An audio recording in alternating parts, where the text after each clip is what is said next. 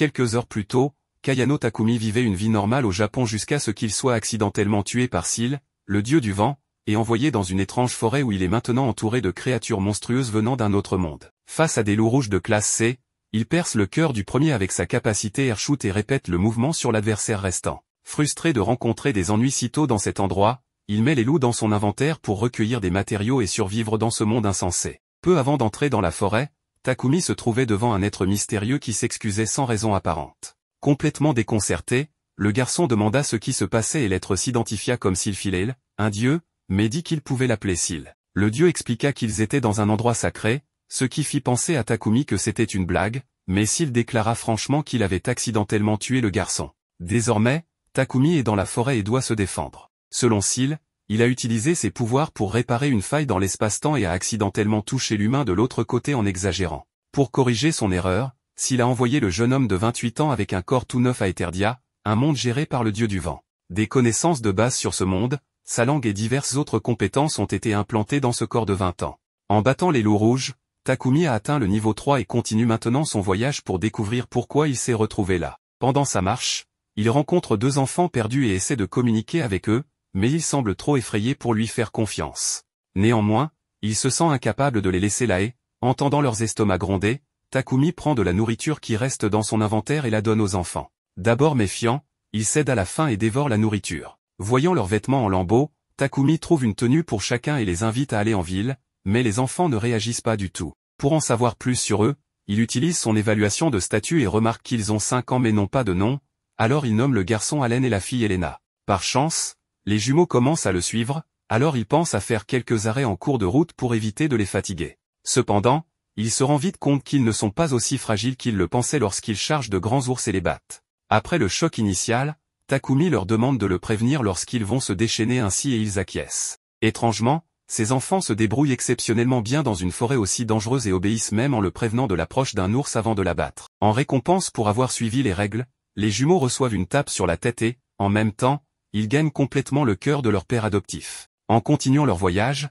Allen et Elena écrasent tous ceux qui se trouvent sur leur chemin tandis que Takumi se tient les bras croisés. Alors que le soleil commence à se coucher, le père adoptif annonce qu'ils vont camper là pour la nuit et appelle les enfants à ramasser du bois. Après avoir préparé la nourriture sur un feu de camp, ils partagent tout le repas et les enfants semblent plus à l'aise qu'au début. À l'heure du coucher, Takumi dresse une barrière protectrice autour d'un arbre pour abriter les petits, marquant ainsi le début de son aventure à Eterdia. À l'aube, ils arrivent en ville, surprenant les gardes qui ne s'attendaient pas à ce qu'un jeune homme et 2 enfants émergent vivants de la forêt, un endroit recommandé pour le rang A. Pour fournir une excuse, Takumi dit qu'ils viennent de la campagne à la recherche d'herbes médicinales trouvées autour de cette zone, alors ils n'ont pas exploré profondément la forêt, gardant toujours une distance de sécurité. Les gardes acceptent l'explication et demandent l'identité du gardien. Comme Takumi n'en a pas, il est emmené pour inspection et traitement. On lui donne d'abord un outil magique pour vérifier un casier judiciaire, et bien qu'il n'imagine aucun problème, il s'inquiète du fait qu'aucun des 3 n'a d'identité dans ce monde. Heureusement, tout se passe sans encombre et Takumi reçoit une carte d'identité temporaire pour lui-même et pour les enfants. S'il prévoit de rester à long terme, il doit obtenir une carte d'identité officielle de la guilde. Pour briser la glace, le soldat sourit aux enfants, mais ils ont peur et se cachent derrière leur nouveau gardien. En se promenant dans la ville, Takumi remarque qu'Allen et Elena ont peur des étrangers. Plus tard, il visite un sanctuaire du dieu du vent et contacte Sil. Takumi explique qu'il a trouvé 2 enfants dans la forêt et pense que la meilleure solution est de les laisser dans un orphelinat, ce qui fait paniquer Sil. Cependant, ce n'était qu'un bluff de Takumi pour découvrir que c'était bien le dieu qui avait intentionnellement mis les enfants sur son chemin. Sil prétend ne pas savoir qui sont ses enfants, mais Takumi se souvient qu'il y a 5 dieux dans ce monde, le dieu du vent, du feu, de l'eau, de la terre et la déesse de la création, Marianola. Comme Sil est l'un d'eux, il est illogique qu'il ne sache pas qui sont ses enfants dans son territoire. Coincé, le dieu du vent révèle que ses enfants ne sont pas ordinaires et qu'il serait dangereux de les laisser seuls, d'où sa demande à Takumi de s'occuper d'eux. Malgré son agacement de ne pas avoir été prévenu, Takumi accepte la proposition et emmène ses enfants adoptifs trouver un endroit pour passer la nuit. À l'auberge, les jumeaux ne peuvent contenir leur joie en voyant un lit chaud et confortable. Ils en profitent pour sauter partout et dépenser leur énergie restante avant de s'endormir. À l'aube, Takumi reçoit un bonjour d'Allen et Elena, la première fois qu'ils parlent. Il était inquiet de leur réaction en arrivant en ville avec autant d'étrangers, mais il semble que les choses se passent mieux que prévu. Il annonce rapidement qu'il les emmènera à la guilde des aventuriers. Une fois à la guilde, Takumi est accueilli par Luna et demande à être enregistré comme aventurier avec les petits, puisqu'il n'y a pas d'âge minimum requis. Après avoir rempli les formulaires, Takumi est enchanté par la guilde, mais Allen et Elena semblent toujours hésitants. La personne en charge les rassure, leur disant qu'ils n'ont rien à craindre. Peu après, les cartes sont prêtes et Takumi découvre qu'elles peuvent être utilisées comme identifiants. En outre, il apprend qu'il a atteint le niveau 11 après ce qu'il a fait dans la forêt. La réceptionniste explique qu'il existe des rangs allant du niveau F au niveau S, mais qu'actuellement, personne ne se trouve dans la catégorie la plus élevée de l'institution. Elle souligne également qu'il est permis de former des groupes pour les missions et que le rang de l'équipe sera la moyenne des rangs de tous ses membres. Concernant le flux de travail, Takumi doit choisir un travail sur le tableau et le soumettre à la réception avant de l'exécuter. Une fois la mission terminée, il est possible de vendre les objets obtenus directement à la guilde. En parlant de cela, Takumi déclare qu'il souhaite former un groupe, et la réceptionniste l'informe que l'équipe a besoin d'un nom. En y réfléchissant, le nouvel aventurier regarde les enfants et les voit comme des anges, il nomme donc le groupe White Wings. Pour leur première mission, Takumi choisit le travail le plus simple, récolter 10 herbes de lys en 3 jours. Sans perdre de temps, le groupe White Wings se dirige vers leur lieu d'objectif, une forêt où seuls des monstres faibles comme des slimes apparaissent. Cela rassure la personne en charge, qui estime qu'ils peuvent travailler sans grande préoccupation. En voyant la première herbe de lys, Takumi appelle les enfants pour qu'ils regardent et leur apprend comment récolter la plante sans l'endommager. Allen et Elena imitent les gestes de Takumi et reviennent chacun avec une herbe en main, gagnant ainsi une autre caresse sur la tête de Takumi. En peu de temps, ils accumulent une grande quantité de ces herbes, et la réceptionniste ne sait pas quoi faire avec une telle quantité, soulignant qu'il est très difficile de rassembler autant en si peu de temps. Takumi explique que les enfants ont travaillé dur pour cette tâche, alors Luna leur donne la récompense.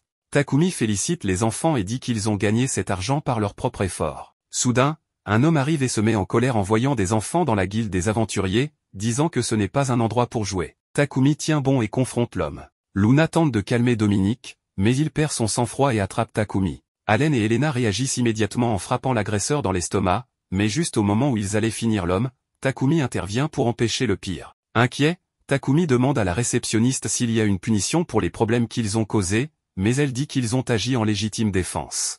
Peu après, le même garde qui les a accueillis à la porte arrive pour nettoyer le désordre, et Luna informe Takumi que les enfants pleurent. Inquiet, il leur demande ce qui se passe, et ils expriment leur peur d'être abandonnés après ce qu'ils ont fait. Takumi serre les enfants dans ses bras et promet qu'il ne les laissera jamais derrière. En expliquant au garde ce qui s'est passé, l'aventurier lui parle de la bagarre avec Dominique et donne son nom. De même, le soldat se présente comme Grand Volowen, le capitaine en second de Shirin des chevaleries de Gardia. En apprenant que les enfants ont pleuré par peur d'être abandonnés, l'officier demande si le jeune homme pourrait vraiment faire cela, ce qui offense profondément Takumi. Il explique ensuite qu'Allen et Elena ne sont pas ses enfants et qu'il a trouvé les jumeaux dans la forêt de Gaïa, mais qu'il ne sait pas s'ils ont été abandonnés ou s'ils se sont perdus là-bas. En entendant cela, Luna se souvient qu'un groupe de trafiquants d'esclaves a été attaqué par des monstres près de la forêt de Gaïa, et Lowen craint que les petits aient été utilisés comme appât pour distraire les monstres pendant que les trafiquants s'échappaient. Takumi demande s'il peut garder les 2 enfants, et le soldat sait bien que les enfants se sont déjà attachés à lui, reconnaissant ainsi le jeune homme comme responsable des jumeaux perdus. Le garde allait dire qu'il peut l'appeler Lowen, mais Luna, étant fan d'expéditions vers des lieux mystérieux, intervient pour découvrir quel type de matériaux Takumi a réussi à collecter dans la forêt de Gaïa. Takumi mentionne qu'il a rassemblé des parties de l'eau rouge, et Lowen demande au jeune homme de les vendre à cette femme car elle est obsédée par les matériaux de qualité. Heureusement, en plus d'être obsédée, Luna paie bien pour les matériaux qu'elle achète, donc Takumi et ses enfants sont dûment récompensés pour leurs efforts avec une bonne somme d'argent. Ensuite, le capitaine Lowen se souvient qu'il est venu parler au maître de la guilde de l'expédition qu'ils conduisent habituellement dans la forêt de Gaïa pour réduire le nombre de monstres, mais déplore le fait que les aventuriers de rang A sont rares car c'est le niveau de force que demande une forêt aussi dangereuse. Pour compenser cette pénurie de main-d'œuvre, Lowen convoque Takumi. Le novice tente d'expliquer qu'il vient juste de s'enregistrer au rang F, mais le capitaine sait que ce gars est sorti indemne de la forêt en transportant des matériaux de l'eau rouge, donc il peut très bien gérer la situation. Avec cela, l'aventurier réalise qu'il a fait une erreur en mentionnant les loups. Quoi qu'il en soit, Lowen se dirige vers le maître de la guilde, ignorant toute justification que Takumi pourrait avoir donnée pour éviter de rejoindre l'expédition. Devant le maître, l'officier demande que Takumi Kayano, un novice, fasse partie du groupe qui entrera dans la forêt de Gaïa. Le maître trouve étrange d'avoir un novice pour une mission de si haut niveau, alors Lowen explique que tous les novices ne sont pas nécessairement inexpérimentés. Quelques jours plus tard, Takumi s'est habitué à la vie à Eterdia, et les enfants commencent à interagir avec des étrangers. Ils suivent un emploi du temps régulier et profitent de leur vie. Cependant, en mangeant du pain, Takumi se rend compte qu'il n'est pas aussi bon que celui qu'il a l'habitude de manger. Il décide donc de préparer le pain de son monde. Il se rend dans une boulangerie où la boulangère, Michel, lui demande ce dont il a besoin. Takumi révèle qu'il n'est pas intéressé à acheter quoi que ce soit mais veut demander une faveur. Michel le présente à son père, Rod, et Takumi lui explique qu'il veut préparer du pain.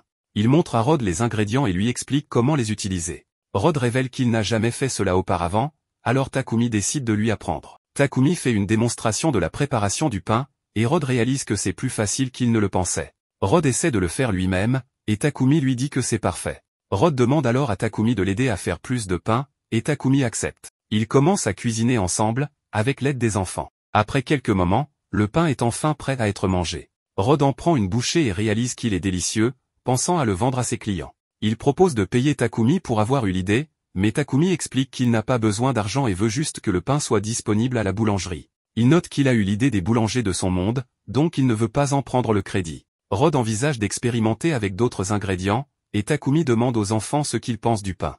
Ils lui disent qu'il est délicieux et en veulent encore. Le lendemain, Luna informe Takumi qu'il a été promu au rang E, et il se rend compte qu'il est déjà au niveau 13. Elle lui demande s'il veut aller dans le labyrinthe et lui indique où le trouver, mentionnant qu'il a 15 étages et que les aventuriers le visitent pour chasser des monstres. Il décide d'aller y jeter un œil, et elle lui dit qu'il ne pourra pas le conquérir en un jour. Takumi explique qu'il veut juste explorer le premier étage, rappelant qu'il n'est qu'un aventurier de rang E et qu'il ne survivra pas s'il va trop loin. Après un certain temps, nous voyons Takumi et les enfants dans le labyrinthe, déjà au 3e étage. Takumi remarque que les enfants lui montrent le chemin, facilitant la navigation. Cependant, il les trouve mystérieux, se demandant comment ils connaissent le bon chemin. Il réalise que l'endroit s'appelle le labyrinthe de la Terre. Soudain, une taupe bloque leur chemin, mais les enfants la battent. Son corps disparaît et il se demande pourquoi. Takumi explique que les monstres dans les labyrinthes disparaissent lorsqu'ils sont vaincus, mais laissent des objets derrière eux. Il découvre que la taupe a laissé tomber une moustache, mais ils pensent tous que c'est inutile. Ils s'enfoncent plus profondément dans le labyrinthe, et Takumi décide d'arrêter pour la journée, disant qu'il est temps de dîner. Il sort son poêle magique et l'utilise pour cuisiner leur repas. Ils apprécient la nourriture ensemble, et les enfants passent un bon moment avant de dormir dans leur tente. Ils poursuivent leur voyage, éliminant les monstres sur leur chemin. Après quelques jours, ils atteignent le 10e étage et trouvent un coffre au trésor. Takumi pense qu'il pourrait contenir un objet rare, et les enfants l'ouvrent, découvrant 2 potions. L'une restaure le mana, et l'autre régénère l'endurance. Cependant, Takumi sait que ce sont juste des objets de Baran et qu'ils ne valent pas grand-chose. Soudain, un monstre apparaît et les enfants l'éliminent rapidement, laissant tomber sa peau. Takumi mentionne que c'est assez rare. Il remarque que les enfants sont incroyablement efficaces contre les monstres et pense qu'ils ont des instincts surhumains. Il est heureux qu'il n'ait pas été trouvé par quelqu'un qui aurait pu les exploiter, pensant que c'est la raison pour laquelle Seal était inquiet pour eux. Cependant, un serpent s'approche, et Takumi vérifie ses statistiques, réalisant qu'il est venimeux. Il dit aux enfants de reculer, pensant que c'est l'occasion idéale pour essayer sa compétence de lancer. Il lance une pierre avec une force incroyable, aveuglant le serpent, puis utilise sa compétence tranche-vent pour le découper en morceaux. Soudain, des abeilles géantes apparaissent et les enfants ont du mal à les toucher. Ils utilisent alors la compétence de lancer, mais les abeilles s'envolent, et Takumi est surpris qu'il possède aussi cette compétence. Alors qu'ils poursuivent les monstres, Takumi vérifie son inventaire et pense à la gelée de Slim, se demandant si elle est vraiment utile. Les enfants finissent par vaincre les monstres, qui laissent tomber du miel. Takumi note que c'est rare et pense que chasser les abeilles est une bonne idée. Il prépare un repas avec l'aide des enfants et décide d'utiliser le miel pour améliorer la saveur. Ils commencent à manger ensemble, trouvant la nourriture délicieuse, mais un groupe d'abeilles les approche soudainement. Il utilise ses compétences pour les éliminer, mais les enfants voient un autre groupe arriver et décident de les aider, heureux d'avoir pu récolter plus de miel. Ils atteignent finalement le 15e étage où ils voient une porte géante, pensant que le boss final les attend à l'intérieur. Ils décident d'entrer, mais la porte se ferme soudainement alors qu'un ver géant apparaît. Takumi réalise que c'est le boss final et qu'ils ne peuvent pas s'échapper à moins de le vaincre. Il dit aux enfants de le laisser s'en charger et utilise sa compétence tranche-vent, mais le boss l'esquive et commence à l'attaquer avec des orbes de sable. Takumi les détruit avec ses balles d'air et tire sa flèche de vent, qui parvient à tuer le boss. Il n'en revient pas d'avoir pu le vaincre si facilement, pensant que K lui a donné des compétences surpuissantes. Il récupère le butin tandis que les enfants le félicitent pour son travail acharné. Une porte s'ouvre et il voit un dispositif de téléportation qui peut les renvoyer au sommet. Ils ouvrent un coffre au trésor et découvrent des bombes incendiaires à l'intérieur. Takumi note qu'elles fonctionnent comme des grenades, mais il voit les enfants jouer avec elle et leur retire en leur disant que c'est dangereux. Ils utilisent le dispositif de téléportation et sont transportés à l'extérieur du labyrinthe. Cependant, il voit un loup étrange, et Takumi remarque qu'il a l'air dangereux. Mais il commence à remuer la queue, et Takumi constate que les enfants ne l'attaquent pas, pensant qu'il doit être amical. Il vérifie ses statistiques, réalisant que c'est une bête de rang S. Il est surpris de découvrir qu'elle a un contrat avec lui, pensant que s'il est derrière cela. Il essaie de donner des ordres au loup, et celui-ci obéit. Les enfants commencent à l'apprécier, disant qu'il est mignon, et ils lui disent qu'ils devraient lui donner un nom. Takumi décide de l'appeler Jules, et les enfants pensent que c'est un excellent nom. Ils sont sur le point de retourner en ville, mais Takumi sait que les villageois paniqueraient s'ils voyaient Bijou. Il le cache donc dans son ombre, expliquant qu'il peut le faire apparaître au besoin. Ils se rendent à la chapelle où Takumi demande à Sil s'il a envoyé Bijou, mais il nie cela, pensant que le dieu de l'eau en est responsable. Il décide de lui donner une autre bête contractée, lui disant d'aller dans la prairie à l'extérieur de la ville le matin suivant. Takumi se demande pourquoi le dieu de l'eau lui a envoyé Bijou, et s'il pense que c'est pour le remercier. Takumi croit que c'est parce qu'il prend soin des enfants, pensant qu'ils doivent être liés au dieu de l'eau. Il reçoit un cadeau des dieux, et Sil lui dit de l'accepter. Takumi hésite, alors Sil le prévient qu'il va recevoir une punition divine s'il refuse, ce qui le pousse à accepter. Le lendemain, il se dirige vers la prairie mentionnée par Sil, et deux créatures apparaissent.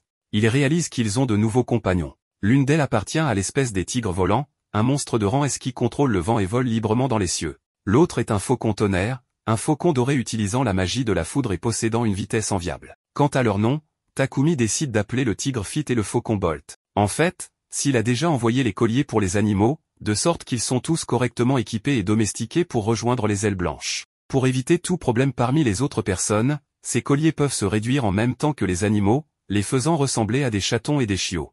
Les enfants sont intrigués par les colliers et demandent à les porter eux aussi. Takumi explique alors que ce n'est pas une bonne idée pour eux d'utiliser de tels accessoires, car les gens trouveraient cela très étrange de voir un adulte avec des enfants portant des colliers pour animaux dans la rue. Allen et Elena sont tristes de ne pas pouvoir partager les accessoires des animaux, alors leur gardien leur donne des colliers avec des pendentifs en forme d'ange, résistant aux attaques magiques. En plus de cela, ils reçoivent l'anneau de poursuite qui révèle la position de l'utilisateur sur une carte. Enfin, ils leur offrent chacun une bourse magique pour qu'ils puissent collecter des objets pendant leurs aventures. Une fois tout cela fait, Takumi annonce qu'il est temps de retourner en ville. Il rappelle donc Bolt et garde Fit et Jules sous leur forme réduite. Une fois arrivés, Elena est enchantée par une vitrine remplie de peluches. Takumi emmène donc les enfants à l'intérieur du magasin. Il demande à la vendeuse si les rubans disponibles peuvent être utilisés comme décoration pour les cheveux et, pour 50 pièces d'or chacun, il achète les rubans pour coiffer les cheveux d'Elena. Lorsqu'elle voit sa transformation dans le miroir, c'est le coup de foudre. Voyant à quel point elle est heureuse, il lui demande de choisir un autre ruban et Elena choisit un ruban noir, car c'est la couleur des cheveux de son père. La vendeuse demande si la fille a choisi cette couleur parce qu'elle aime son père, et elle répond oui, ce qui fait très plaisir à Takumi. Ensuite, il demande à Allen s'il veut quelque chose, mais il sent que ce genre de ruban ne correspond pas à son style, alors il secoue la tête. Profitant de l'ambiance festive, la vendeuse propose d'essayer de nouveaux vêtements aux enfants et bientôt ils montrent leur charme avec les tenues les plus modernes du magasin. Takumi demande si la femme a fabriqué tous ses vêtements elle-même et elle confirme, car elle fait aussi des travaux de couture. Parmi tous les vêtements, les jumeaux préfèrent ceux avec des oreilles d'animaux, alors Takumi les achète pour faire plaisir à ses enfants. La nuit, pendant que les enfants dorment profondément, leur gardien réfléchit à quelque chose de cool à acheter pour Allen, comme il l'a fait pour Elena. Il commence à se demander ce qui plairait à un garçon de son âge. Takumi n'a reçu que des choses qui n'existent pas dans ce monde, comme des jeux vidéo, des voitures miniatures et des cartes à collectionner, alors il se sent perdu en cherchant quelque chose d'adapté. Le lendemain, il est réveillé par l'excitation habituelle de ses enfants, cette fois-ci avec le plaisir supplémentaire d'avoir des animaux pour se joindre à la fête. Aujourd'hui, l'anticipation est encore plus grande car ce serait le premier jour où il partirait en expédition dans la forêt de Gaïa avec Bolt. Pour accomplir cette mission, les ailes blanches doivent réduire le nombre de monstres posant une menace pour la forêt en enquêtant sur les nids et en les éliminant. Lorsqu'ils atteignent le capitaine, les enfants deviennent un peu timides à nouveau, surtout lorsqu'un étranger s'approche de leur père pour se présenter comme le vice-capitaine. Son nom est Isaac Risney et il semble accueillir la participation des adultes, mais il se demande si les enfants seraient vraiment en sécurité dans un environnement hostile de rang A. Le capitaine tente de détendre l'atmosphère en commentant que les enfants sont plus forts qu'ils n'en ont l'air, mais Allen et Elena réagissent en se cachant encore plus derrière les jambes de leur gardien. Takumi s'excuse pour la timidité des enfants et tente de les encourager à sortir de leur coquille, mais il semble qu'il leur faudra un peu de temps pour baisser leur garde. Quoi qu'il en soit, Volt annonce qu'ils utiliseront des carrioles pour se rendre à la forêt de Gaïa et demande à tout le monde de monter à bord. Takumi remarque quelqu'un qui les regarde étrangement. Ressentant les émotions de ses enfants, il réalise qu'ils ont également perçu une certaine hostilité, supposant que c'est parce que certains aventuriers n'acceptent pas la présence d'enfants lors de telles expéditions. En route pour la mission, Isaac explique qu'il leur faudra environ 1 heure pour atteindre la forêt, alors Takumi dit aux enfants que ce sera peut-être un trajet ennuyeux, mais ils sont d'accord avec cela. Deux aventuriers commencent à encourager les enfants, disant qu'ils ont hâte de travailler en équipe avec eux, ce qui les laisse stupéfaits, comme s'ils ressentaient le poids de la responsabilité sur leurs épaules. Alors que la carriole avance, Takumi sent que les enfants deviennent plus à l'aise, à son grand soulagement. Bientôt, ils arrivent à l'orée de la forêt de Gaïa et Volt annonce son plan de chasse de 5 jours, avec chacun des 3 bataillons prenant des routes différentes pour atteindre le camp. D'abord, le capitaine présente Takumi au groupe d'aventuriers rejoignant la cavalerie. Leur chef est Rudolf de Souffle du Dragon, qui est impatient de travailler avec tous les membres de l'expédition.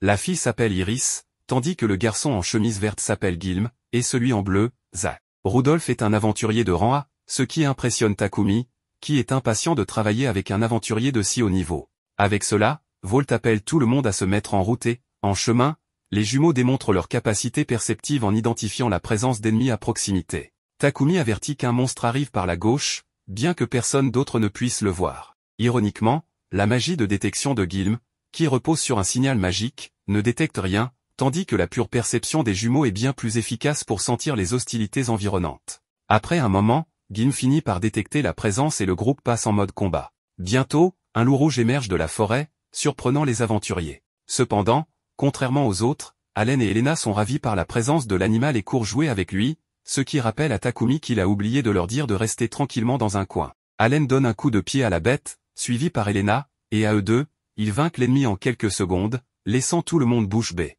Comme d'habitude, Takumi caresse la tête des enfants pour les féliciter de leur victoire, mais leur demande de se reposer et de laisser les autres avoir leur tour à la chasse également. Pendant ce temps, Volt veut savoir ce qu'il vient de voir, car les loups rouges sont des créatures de rancée. Leur père mentionne le jour où les jumeaux ont terrassé un homme adulte à la guilde des aventuriers. Bien que ce soit effectivement une scène impressionnante, le capitaine pense que cela n'est arrivé que parce que l'homme avait baissé sa garde. Il ne croit pas que ces enfants sont de véritables machines à tuer capables d'abattre des bêtes sauvages d'un simple coup de pied. Comme il l'a mentionné auparavant, Takumi se rappelle avoir trouvé les jumeaux dans la forêt de Gaïa, ce qui laisse les aventuriers sous le choc en réalisant que 2 enfants ont survécu dans une forêt aussi dangereuse. Cela explique beaucoup de choses sur la force impressionnante des 2 petits. Au milieu de tout cela, s'il observe le voyage et regrette d'avoir mis Takumi dans cette situation. Tout ce qu'il peut espérer, c'est que celui envoyé dans ce monde réussira sa mission. Il prie les dieux pour la sécurité du trio. Allen et Elena menacent cette sécurité en courant soudainement dans la forêt, poussant leur père à les poursuivre pour voir ce qui s'est passé. Il s'avère qu'ils ont trouvé de l'herbe spirituelle, une herbe médicinale aux propriétés magiques qui sert également d'ingrédient pour les potions. Malgré avoir reçu encore plus de caresses pour avoir trouvé cet objet, Takumi leur rappelle à nouveau qu'ils ne peuvent pas courir partout dans la forêt comme des fous. Mais avec leur visage triste et adorable, ils cèdent et les laissent se promener plus profondément dans les bois. Bientôt, ils trouvent de la mousse rocheuse gluante, un remède efficace contre les démangeaisons mais qui peut provoquer des éruptions cutanées en cas de contact direct avec la peau. Isaac se rappelle que son capitaine a utilisé cette mousse pour traiter ses crises de démangeaison. Volt s'excite à l'idée de collecter autant de cet ingrédient que possible, mais avant de pouvoir le toucher, Isaac l'avertit des éruptions cutanées et réprimande son supérieur, soulignant que même les enfants sont plus intelligents en appelant un adulte avant de toucher la plante. Takumi trouve cette dynamique entre les 2 étrange, mais un des aventuriers explique que cela a toujours été ainsi. Pour aggraver les choses, les réprimandes semblent durer plus d'1 heure, alors Takumi appelle les enfants et leur demande de faire quelque chose discrètement. Les jumeaux tirent la cape d'Isaac et lui tendent un sac de la mousse, rendant le vice-capitaine ravi du cadeau des petits, ce qui lui fait oublier de réprimander Volt à nouveau. Une fois de plus, Allen et Elena restaurent la paix avec leurs compétences variées. Cependant, la paix est de courte durée car un orc supérieur s'approche, accompagné de 6 orques plus petits. Rudolf s'engage à affronter l'ennemi principal tandis que Takumi se joint également au combat. Volt doute que Takumi puisse gérer un orc, mais le garçon prouve le contraire en abattant l'un des monstres avec son classique vent tranchant. En même temps, les capitaines repoussent les autres orques et Rudolf combat leur chef. Après la victoire, Volt demande une explication sur la façon dont l'aventurier supposément inexpérimenté a annihilé un orc en un seul coup.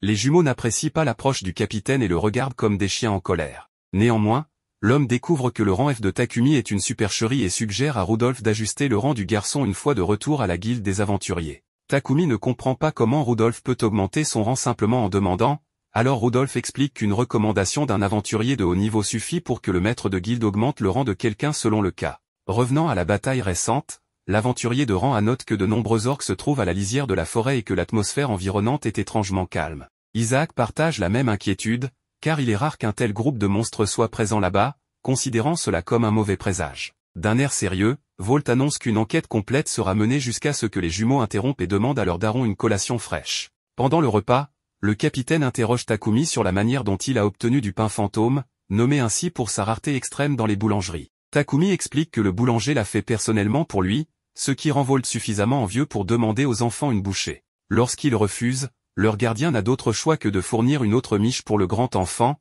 décidant de la partager avec toute l'équipe de l'expédition. Plus tard, il voit une fusée rouge dans le ciel et se précipite pour vérifier l'urgence. Pour se rendre plus vite sur place, Takumi utilise la magie du vent et porte Allen et Elena avec lui. En se cachant, ils aperçoivent 4 loups de sang poursuivant un autre groupe d'humains, une race plus avancée que le loup rouge. Avec des personnes blessées sur le terrain, Takumi décide d'inaugurer son katanado et combat les loups aux côtés des jumeaux. La victoire est si rapide que le reste de l'équipe arrive alors que tout est déjà résolu, surpris de voir que Takumi est bien plus fort qu'il ne l'avait imaginé. Takumi ne se rend pas compte de ce qu'il vient de faire car ces monstres sont censés être des cas particuliers même pour des aventuriers de rang A. Toutefois, Volt est content que Takumi ait été là pour leur sauver la mise. Volt plaisante en disant que le garçon est trop maigre pour sembler si puissant, ce qui fait grogner à nouveau les enfants contre lui. Après cela, Takumi et les enfants ressentent une autre présence dangereuse, cette fois encore plus puissante. Takumi a dû intervenir et donner quelques leçons de cuisine aux chevaliers. Après leur session de chasse aux monstres, la nourriture qu'ils avaient préparée était immangeable.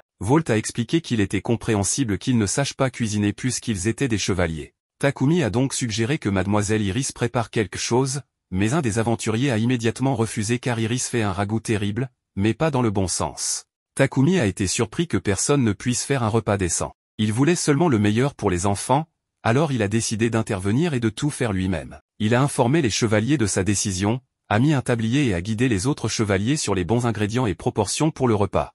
Après une période intense, ils ont enfin préparé un repas convenable que tout le monde a accepté avec plaisir car il sentait divinement bon. Ils se sont tous jetés sur leur dîner sans hésitation, félicitant Takumi pour un travail bien fait. Ils ont vidé la marmite, ce qui a rendu Takumi fier de les satisfaire à ce point. Ils se sont endormis le ventre plein et se sont réveillés le lendemain matin en s'attendant à un autre cours de cuisine de maître de Takumi, qu'il a accepté comme le prix à payer pour avoir préparé un si bon repas la veille. Takumi s'est résigné à son sort à contre-cœur, lorsqu'il a soudainement ressenti que quelqu'un l'espionnait avec de mauvaises intentions. Il a regardé en direction de ce regard, mais n'a vu personne. Il est allé consoler les enfants car il savait qu'ils seraient effrayés après ce regard malveillant. Ils ont continué l'expédition et Volt a confirmé qu'il y avait quelque chose d'anormal dans la forêt. Rudolf l'a confirmé car leur rencontre avec des monstres était à un niveau record. Takumi a demandé au duo de quoi il parlait lorsque Tira, le troisième capitaine, s'est soudainement retourné pour le remercier de l'avoir secouru la veille. Takumi est content de le voir sur pied au vu de ses blessures, mais le capitaine lui a dit qu'il ne pouvait pas rester inactif après l'incident de la veille. Volt a exprimé à quel point il était inhabituel que des monstres attaquent en groupe. Tira a également exprimé son inquiétude car il n'avait pas vu d'autres monstres malgré leur progression plus profonde dans la forêt, contrairement à ce qui se passe habituellement. Bien que Takumi soit préoccupé par le sujet de la discussion, il est constamment distrait par le regard malveillant qu'il reçoit de temps en temps. Il regarde autour de lui pour essayer de trouver l'origine de ce regard lorsque les enfants s'exclament soudainement. Takumi regarde en direction de leur regard et remarque un énorme serpent les regardant calmement. Il se blâme pour avoir détecté le monstre en retard car il était distrait par le regard malveillant. Il pointe le monstre à tout le monde et ils sont surpris qu'un serpent maléfique les attaque. Volt ordonne au groupe d'expédition de se retirer alors que le monstre descend soudainement de l'arbre et les attaque. Il écrase les aventuriers avec son corps puissant et abat certains chevaliers avec sa queue. Les enfants veulent engager le monstre en combat, mais Takumi les retient pour qu'ils ne se blessent pas. Le serpent se jette sur eux et Takumi lance son sort de coupe-vent, mais le monstre l'esquive facilement à sa grande surprise. Tira lance un sort de terre de haut niveau pour immobiliser temporairement le monstre. Rudolf réalise qu'il serait difficile de vaincre le monstre en raison de sa puissance. Ils ont compris que le monstre était la cause de l'anomalie de la forêt. Rudolf ordonne aux blessés de se retirer car il gênerait la bataille. Volt met Isaac en charge des blessés tandis que Takumi dit aux enfants de se retirer car le monstre est trop dangereux. Rudolf demande à Iris, Jim et Zach de le soutenir afin qu'ils puissent unir leurs forces pour abattre le monstre. Ils essaient d'attaquer le monstre, mais leur attaque ne laisse même pas une égratignure parce que les écailles du serpent sont trop épaisses. Takumi se rappelle que les écailles du monstre sont résistantes aux attaques physiques et magiques. Le monstre attaque à nouveau avec sa queue, et ils s'écartent tous pour ne pas être touchés, sachant que ce serait fatal. Pendant que les blessés sont soignés, le serpent se tourne pour terminer le travail, mais Takumi bloque son chemin avec son sort de coupe-vent, faisant tomber quelques arbres. Volt essaie de combiner le feu avec son coup d'épée pour abattre le monstre, mais c'est inefficace contre lui. Iris et Zach attaquent le serpent avec leur sort magique, mais cela ne fait aucun dégât. Takumi essaie de se rappeler la faiblesse du serpent, mais le monstre ne lui laisse pas le temps de réfléchir. Takumi remarque les enfants accrochés au corps du serpent pendant qu'il attaque et il les avertit que le serpent pourrait être dangereux. Le serpent tourne son attention vers les enfants, et Takumi utilise cette opportunité pendant que le serpent est distrait pour invoquer un poignard de son inventaire. Il lance le poignard sur le serpent, qui s'enfonce dans son œil, le blessant. Volt félicite Takumi pour avoir blessé le serpent, mais Takumi ressent soudainement à nouveau le regard inquiétant dans son dos. Les enfants sont distraits par le regard et le serpent en profite pour les renverser avec sa queue. Takumi s'inquiète pour la sécurité des enfants, mais ne peut pas détourner son attention du serpent sinon il blesserait les enfants. Iris court vers les enfants pour les soigner, et Rudolph assure à Takumi que les enfants vont bien car ils sont déjà debout. Takumi demande à Rudolph de lui faire gagner du temps parce qu'il veut lancer un sort avancé devant, ce qui surprend Rudolph, car il n'a jamais vu Takumi lancer un tel sort. Takumi dit à Rudolph de donner l'ordre à tout le monde de se retirer derrière lui quand il donnera le signal pour que personne ne soit blessé. Les aventuriers occupent le serpent pendant que Takumi prépare son sort magique. Il donne le signal à Rudolph, qui ordonne à tout le monde de se retirer. Takumi récite l'incantation du sort et le lance sur le serpent, le découpant complètement en morceaux. Plusieurs arbres tombent soudainement sous l'impact du sort de Takumi, ce qui fait que le groupe d'expédition se précipite pour se mettre en sécurité. Takumi se rend compte qu'il a mis trop de magie dans son sort. Rudolph est stupéfait par la puissance magique de Takumi, mais le félicite pour les avoir sauvés du serpent. Il conseille à Takumi de rassembler autant de matériaux du serpent qu'il peut, car ils sont utiles. Les enfants accourent soudainement, félicitant Takumi pour sa force. Takumi s'inquiète pour eux et leur demande s'ils sont blessés. Il le rassure en disant qu'ils vont bien et que leurs blessures sont toutes guéries. Takumi est heureux de l'entendre et remercie Iris pour avoir soigné les enfants. Iris lui dit que les enfants n'avaient que des égratignures, ce qui l'a surprise car elle s'attendait à ce que leurs blessures soient plus graves. Takumi se rend compte que les enfants ne sont pas normaux car leurs corps sont trop robustes. Il savait qu'un enfant normal aurait eu plus que quelques égratignures après l'attaque du serpent. Il espère que les enfants ne seront pas exposés à un tel danger à l'avenir, quand il ressent soudainement à nouveau le regard malveillant dans son dos. Il marche dans la direction du regard, ignorant les louanges de Volt, et renverse un chevalier, à la surprise de tous. Il tient son épée à la gorge du chevalier, le menaçant de ne pas bouger, et Volt s'approche, se demandant pourquoi il menace le chevalier. Takumi lui dit d'interroger Sagesse, le chevalier, et Volt demande à Sagesse s'il a fait quelque chose de mal. Sagesse nie toute faute, mais Takumi résume sa défense comme des mensonges. Takumi est surpris que Sagesse n'ose pas parler après avoir nourri une telle intention malveillante contre lui. Rudolph soutient les affirmations de Takumi après avoir remarqué que Sagesse le regardait avec une intention malveillante depuis qu'ils s'étaient regroupés. Il savait que Takumi en avait assez de ses manigances parce que son regard distrayait les enfants, entraînant des blessures. Volt se demande pourquoi Sagesse avait une telle intention malveillante contre Takumi, mais Sagesse affirme que Takumi ment contre lui. Takumi en a marre de la démonstration de Sagesse et lui demande de dire la vérité parce que Rudolph a déjà soutenu ses affirmations. Sagesse dit à Takumi qu'il est à blâmer pour son malheur parce qu'il a attiré l'attention de Volt. Takumi essaie de comprendre ce que Sagesse sous-entend, et Isaac explique que Sagesse a de forts sentiments pour le capitaine. Takumi comprend maintenant que Sagesse le regardait avec haine parce qu'il se rapprochait trop du capitaine et pensait qu'il interférerait dans leur relation. Volt nie toute relation avec Sagesse, qui essaie de lui faire avouer, mais Volt rejette ses avances. Takumi taquine Volt en disant qu'il est la cause de ses problèmes, mais Volt lui dit qu'il n'y est pour rien. Isaac s'excuse sincèrement auprès de Takumi d'avoir été pris dans les affaires des chevaliers en raison de leur manque de supervision.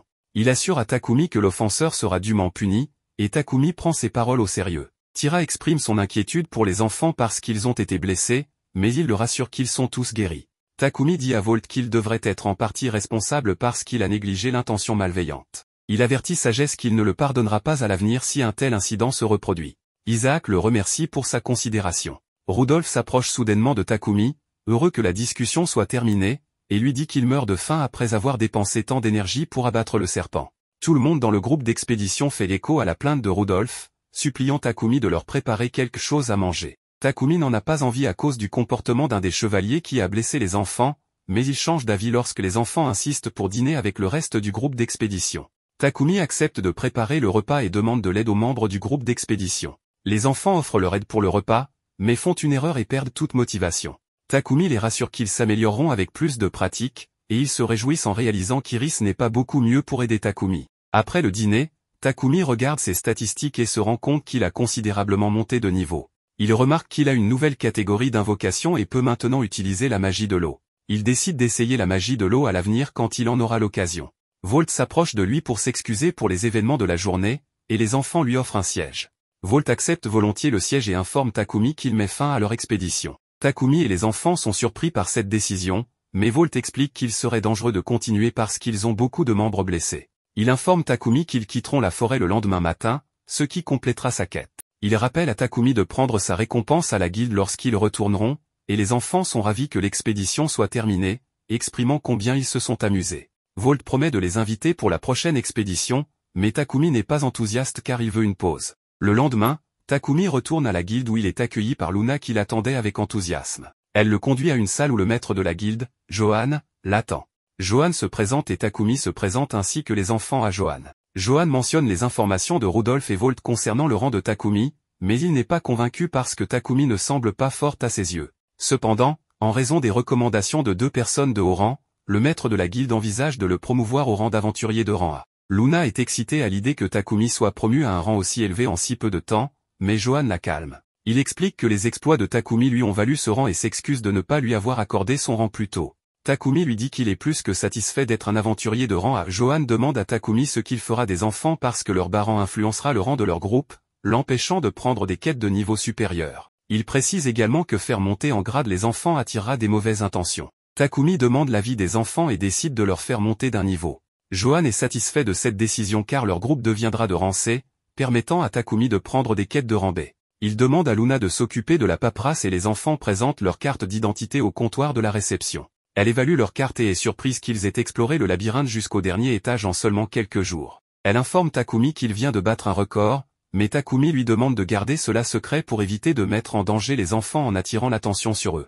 Luna décide de répondre à sa demande, bien qu'elle ne pense pas que quelqu'un serait assez déraisonnable pour combattre la personne qui a abattu un serpent. Elle termine le processus de montée en grade et leur présente leur nouvelle carte d'identité et les bénéfices de l'expédition. Takumi est sur le point de quitter la guilde pour rentrer chez lui, mais Luna l'arrête en lui demandant les matériaux qu'il a collectés lors de l'expédition. Rudolf lui avait déjà dit qu'ils avaient abattu un loup rouge et un serpent maléfique, donc elle attendait avec impatience d'obtenir les matériaux de Takumi. Takumi lui dit qu'il ne peut pas vendre les matériaux à la guilde, alors elle le conduit à un entrepôt sécurisé. Takumi décide de garder un tiers des matériaux de l'expédition et de vendre le reste. Il vide également son inventaire de son exploration du labyrinthe et Luna achète tout avec plaisir. Ils quittent la guilde et retournent à leur lodge, où Takumi, épuisé, s'endort immédiatement après leur arrivée.